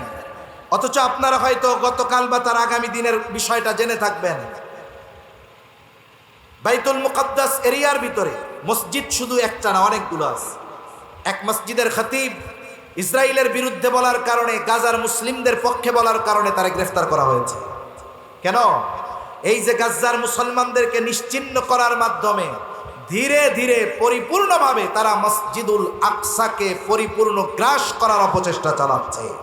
মনে রাখতে হবে, বাইতুল মুকাদ্দাস পরিপূর্ণভাবে দখল দেওয়ার যেই মিশন তাদের, এই মিশন বাস্তবায়নের অন্যতম কর্মসূচি হলো গাজাকে পরিপূর্ণ নিশ্চিহ্ন করে ওটাকেও তাদের আয়ত্তে নিয়ে আসা। সেজন্য এগুলো বুঝে না, বুঝবে কেমনে? আল্লাহ এদের সহি বুঝ দান করেন। এখন বলতেছিলাম, এক কথা থেকে অনেক দূর চলে গেলাম। এই ইহুদি জাতি, এরা চির অভিশপ্ত জাতি, এরা চির অভিশপ্ত জাতি। এদের উপরে আল্লাহর লানাত। এরা নবী রাসূলদের হত্যাকারী। এরা আমার আপনার নবীজিকে বারবার হত্যার অপচেষ্টা চালিয়েছে। শুধু তাই না, একটা সময় নবীজির রওজা মোবারক থেকে লাশ চুরি করার, নবীজির দেহ মোবারক চুরি করার অপচেষ্টাও এরা চালিয়েছে। এরা এমন এক জাতি, এরা 2000 বছরের উপরে উদ্বাস্তুর মতো ঘুরে বেড়িয়েছে ঠিক, কিন্তু এরা ওদের ষড়যন্ত্র, চক্রান্ত, এগুলো কখনোই বাদ দেয় নাই। পৃথিবীর যেখানেই তারা গেছে সেখানেই তারা শান্তি বিনষ্ট করেছে। আর তাদেরকে এই মধ্যপ্রাচ্যে বাইতুল মুকাদ্দাসে তার পাশে তাদেরকে স্থান দেওয়া হয়েছে গোটা পৃথিবীর মধ্যে মুসলমানদের মধ্যে শান্তি বিনষ্ট করার উদ্দেশ্যে। ঠিক কিনা বলেন? সম্মানিত উপস্থিতি, এক কথা থেকে অনেক দূর গেলাম। আসলে আফসোসের বিষয় যে গাজ্জার নিরহ মুসলমান, ওইখানে নিরস্ত্র মানুষদেরকে হত্যা করা হচ্ছে। অথচ দেখুন রাসূল আকরাম সাল্লাল্লাহু আলাইহি ওয়াসাল্লাম যখন কোথাও কোনো সেনাবাহিনী প্রেরণ করতেন, যুদ্ধের জন্য কোনো বাহিনী যখন নবীজি প্রেরণ করতেন, নবীজি সাল্লাল্লাহু আলাইহি ওয়াসাল্লাম যেই নির্দেশনাগুলো দিতেন, এর মধ্যে নির্দেশনাগুলো এরকম ছিল যে খবরদার তোমরা রাস্তায় যাওয়ার সময় কোনো গাছ নষ্ট করবা না, ফসল নষ্ট করবা না, কোনো কিছু আগুন দিয়ে পুড়ায়া দিবা না, নিরস্ত্র কাউকে আঘাত করবা না, শিশুদের হত্যা করবা না, নারীদের হত্যা করবা না, তারপরে বৃদ্ধদের হত্যা করবা না। আবার যুদ্ধের ময়দানে যাদের সাথে যুদ্ধ হচ্ছে, প্রতিপক্ষ যদি তোমাদের অস্ত্রের আঘাতে মারা যায়, খবরদার তাদের লাশ বিকৃত করবা না। কিন্তু আমরা কি দেখলাম? বিশ্ব মানবতাকে বৃদ্ধ আঙ্গুল দেখিয়ে আমেরিকার সর্বোচ্চ সহযোগিতায় এই জালেম ইসরায়েলিরা, এই জালেম ইহুদিরা নির্বিচারে 50,000-এর উপরে, অফিসিয়াল হিসাব 50,000, প্রায় অর্ধ লক্ষের উপরে নিরস্ত্র মুসলমানদের হত্যা করেছে, যার মধ্যে সবচাইতে বেশি সংখ্যায় শিশু এবং নারী। ঠিক কিনা বলেন? অথচ দেখুন গোটা মানবতা নিশ্চুপ, গোটা মানবতা নিশ্চুপ। আমরা অনেক সময় আফসোস করি, আরে চতুর্দিকে তো আরব দেশ, মুসলমানেরা, মধ্যে ইসরায়েল, এরা যদি চারদিক থেকে থুথু নিক্ষেপ করে তাতেও তো তারা শেষ হয়ে যাওয়ার কথা। মনে রাখতে হবে, মনে রাখতে হবে, বাস্তবতা হলো এইটা যে আরব শাসকেরা আজকে যে আরাম আয়েশে স্বর্ণের কমটে বাথরুম করে, পায়খানা করে, স্বর্ণের সিঁড়ি দিয়ে বিমান থেকে নামে, এই সুযোগ সুবিধা তারা চুপ থাকার শর্তেই ভোগ করতেছে। ঠিক কিনা বলেন? এখানে ইসরায়েলিরা বসবে, ইহুদিদের বসতি স্থাপন হবে, ফিলিস্তিনিদেরকে নিশ্চিহ্ন করা হবে। তোমরা যদি চুপ থাকো ক্ষমতায় থাকতে পারবা, রাজপ্রাসাদে থাকতে পারবা, ভোগ বিলাসিতার সাথে জীবনযাপন করতে পারবা। এটা বাস্তব। যদি আরব বিশ্বের শাসকেরা জবান দিয়ে এই জালেমদের বিরুদ্ধে আওয়াজ তুলে, ওরা জানে আমাদের সিংহাসন আর টিকবে না, এজন্য তারা কোনো কথা বলবে না। কিন্তু আমরা তো মুসলমান এক দেহের ন্যায়, মুসলমান এক দেহের ন্যায়। তার চোখে যদি আঘাত পায়, গোটা দেহ এই আঘাত অনুভব করে, পায়ে যদি আঘাত পায়, গোটা দেহ এই আঘাত অনুভব করে। এজন্য সীমান্তের বেড়া জালে আমরা পড়ে গিয়েছি। আমরা ছিলাম এক উম্মাহ, আমাদের মধ্যে কোনো সীমানার বেড়া ছিল না। 100 বছর আগেও গোটা হেজাজ আরব এক ছিল। আজকে দেখুন কি হচ্ছে, সীমান্তের দেয়াল, এক পাশে মিশর, আর এক পাশে ফিলিস্তিনের গাজ্জা অঞ্চল, এক পাশে ধ্বংসস্তূপে পরিণত হয়েছে, না খেয়ে মানুষ মরতেছে, নির্বিচারে গুলি চলতেছে, দেয়ালের অপর পাশে মানুষ আনন্দ উল্লাস করতেছে। অথচ সীমান্ত নামক এই দেয়াল আমার অপর আর এক মুসলমান ভাইয়ের কষ্টে তার পাশে গিয়ে দাঁড়ানোর মতো সুযোগও আমাদেরকে শেষ করে দিয়েছে। ঠিক কিনা বলেন? সেই সুযোগটাও আমাদের থেকে কেড়ে নিয়েছে। আমরা ছিলাম এক উম্মাহ, আমাদের গোটা উম্মাহ ছিলাম আমরা একটা দেহের ন্যায়। কিন্তু আফসোস, আজকে আমার দেহে কষ্ট কাটা লাগলে আমি গোটা দেহ কষ্ট অনুভব করি, কিন্তু লক্ষ লক্ষ মুসলমানদের উপরে নির্যাতন, জুলুম, নিষ্পেষণ। অথচ অনেকে আমরা তাদের জন্য একটু দোয়াও করতে পারি না। আমরা তাদের জন্য আল্লাহর কাছে দোয়া করব, বলেন ইনশাআল্লাহ। দোয়ার সাথে সাথে এই কামনা অন্তরের মধ্যে রাখবো, যদি সশরীরে ওই মজলুমদের পাশে যদি দাঁড়ানোর সুযোগ হয়, ইনশাআল্লাহ আমরা তাদের পাশে দাঁড়াবো, বলেন ইনশাআল্লাহ। সাথে সাথে আগামীর জন্য প্রস্তুতি নিয়ে রাখতে হবে। আগামীর প্রস্তুতি কি? ইতিমধ্যে আপনারা জেনেছেন, প্রায় আমাদের পার্শ্ববর্তী দেশে মুসলমানদের প্রায় 9 লক্ষ একরের বেশি ওয়াকফ জমি, এটার নিয়ন্ত্রণ জালেম হিন্দুত্ববাদী সরকার নিজেদের নিয়ন্ত্রণে নিয়ে মুসলমানদেরকে ভূমিহীন করার সর্বোচ্চ অপচেষ্টা তারা চালিয়ে যাচ্ছে। মনে রাখতে হবে যে একটা সময় মুসলমানদের উপরে জুলুম চলবে। আমরা যদি আমাদের মুসলমান ভাইদের সহযোগিতায় না দাঁড়াই, তাদের জন্য ব্যথিত না হই, আল্লাহ না করুক ওই জালেম আরাক ইসরায়েল আমাদের পাশে অচিরেই তৈরি হয়ে যাবে। ঠিক কিনা বলেন? এজন্য আমাদেরকে সকল সময় সব ধরনের প্রস্তুতি নিয়ে থাকতে হবে, যেন জালেম যদি আমাদের উপরে আঘাত করে আমরা যেন প্রতিহত করতে পারি। এজন্য মানসিকভাবেও সর্বোচ্চ প্রস্তুত থাকার দরকার আছে না নাই? সম্মানিত উপস্থিতি, কথা থেকে অনেক দূরে চলে গেছি যে রাসূল আকরাম সাল্লাল্লাহু আলাইহি ওয়াসাল্লামের আখলাক এমন আখলাক ছিল যে কাফেররা বারবার হত্যার অপচেষ্টা করেছে, কিন্তু আমার আপনার নবীর চারিত্রিক ব্যাপারে অপবাদ দেওয়ার দুঃসাহস মক্কার আবু জেহেল, উতবা, সাইবা কখনো করতে পারে নাই। রাসূল সাল্লাল্লাহু আলাইহি ওয়াসাল্লামের চারিত্রিক সৌন্দর্যের সনদ দুনিয়ার কোনো মানুষ দেয় নাই, বরং স্বয়ং আল্লাহ তাআলা আমার আপনার নবীজির চারিত্রিক সনদ দিয়ে দিয়েছেন। আল্লাহ তাআলা বলেন, ওয়া ইন্নাকা লাআলা খুলুকিন আযীম। আপনি মহান চরিত্রে অধিষ্ঠিত। আমার আপনার নবীজির চরিত্র মহান, পূর্ণাঙ্গ এক চরিত্র। নবীজি সাল্লাল্লাহু আলাইহি ওয়াসাল্লাম বলেন, ইন্নামা বুইসতু লিউতাম্মিমা মাকারিমাল আখলাক। নবীজি সাল্লাল্লাহু আলাইহি ওয়াসাল্লাম বলেন, আমাকে উত্তম চরিত্রে পরিপূর্ণতা প্রদানার্থে প্রেরণ করা হয়েছে। তাহলে আমার আপনার নবীর আগে যত নবী আসছে সব নবী উত্তম চরিত্রওয়ালা নবী। আমার আপনার নবী শুধু উত্তম চরিত্রওয়ালা নবী নয়, বরং আমার আপনার নবী হলেন উত্তম চরিত্রে পরিপূর্ণতা দান করনেওয়ালা নবী। এজন্য নবীজির চরিত্রের আলোকে আমাদেরকে আলোকিত হতে হবে। এই বিষয়গুলো যদি ঠিক থাকে, নবীজির আদর্শে যদি আদর্শিত হই, সুন্নাতের আলোয় আলোকিত যদি আমরা হতে পারি, যত ধরনের বেদাত আছে এগুলো ইনশাআল্লাহ আলো আগমনের কারণে সমস্ত বেদাত নামক অন্ধকার দূর হয়ে যাবে ইনশাআল্লাহ। তাহলে আমরা আলোচনা করতেছিলাম যে আল্লাহ তাআলা আমার আপনার নবীর মাধ্যমে শরীয়তের পূর্ণতা দিয়েছেন, নিয়ামতের পূর্ণতা দিয়েছেন। আমরা যদি শরীয়ত পরিপূর্ণ মানতে পারি তাহলে পরিপূর্ণ নিয়ামত আল্লাহ তাআলার পক্ষ থেকে পাবো। সাথে সাথে নবুয়তের পূর্ণতা আল্লাহ তাআলা আমার আপনার নবীর মাধ্যমে দিয়েছেন, এবং উত্তম আখলাকের পরিপূর্ণতা আমার আপনার নবীর মাধ্যমেই পূর্ণতা লাভ করেছে। তা আল্লাহ সুবহানাহু ওয়া তাআলা আমাদের সবাইকে কথাগুলো বুঝবার তৌফিক দান করেন, আমলের কথাগুলো আমল করবার তৌফিক দান করেন। সাথে সাথে আমাদেরকেও, আমাদের আগামী প্রজন্মকেও পরিপূর্ণ দ্বীনের উপরে পরিচালিত করার তৌফিক আল্লাহ তাআলা দান করেন।